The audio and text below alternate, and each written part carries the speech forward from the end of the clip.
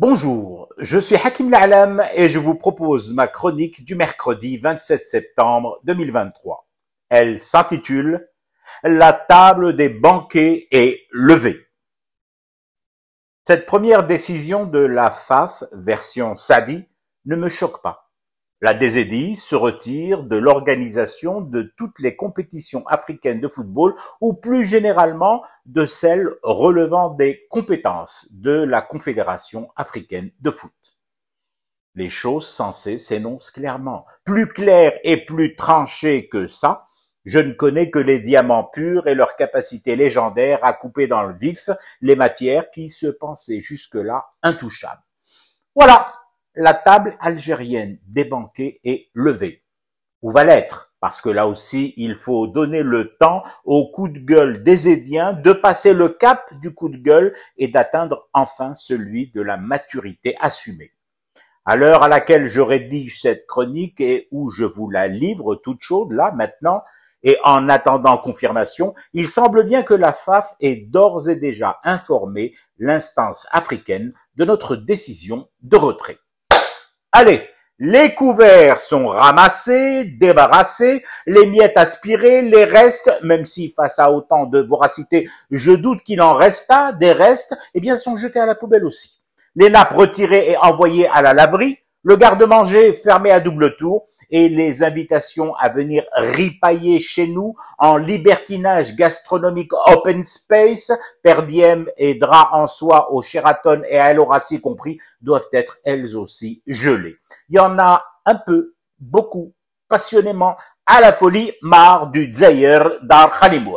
J'ai encore le souvenir, pas si lointain d'ailleurs, du patron de la CAF débarquant en Algérie pour y inspecter les stades et rotant des discours élogieux sur notre capacité à organiser de grands événements continentaux et mondiaux.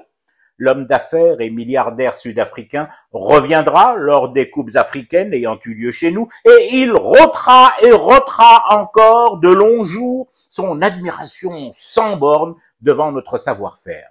L'Afrique du Sud a eu de grands hommes comme Nelson Mandela et Monseigneur Desmond Tutu. Faut croire que la grandeur n'est pas héréditaire. Mais qu'importe les hommes, ne reste que leur position et leur décision. Le retrait des Zédiens ne doit surtout pas être compris ou interprété dans sa seule dimension rjla ou ce nifl ou l'khsara qui nous colle tant à la peau. Ne soyons pas modestes, il y a bien sûr de cela.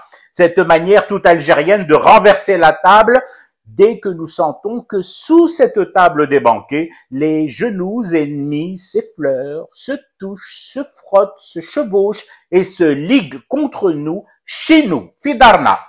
Nous sommes délicieusement sanguins et nous cassons alors la baraque dès que se confirme le rey tirchbila. Mais pas que, qu'on ne nous réduise pas à des boules de nerfs. Je crois deviner, et c'est en cela que c'est intéressant, la volonté enfin affirmée des instances sportives et politiques du pays de fermer le robinet, de casser une corne d'abondance sans retour effectif et de remettre l'argent où il doit l'être.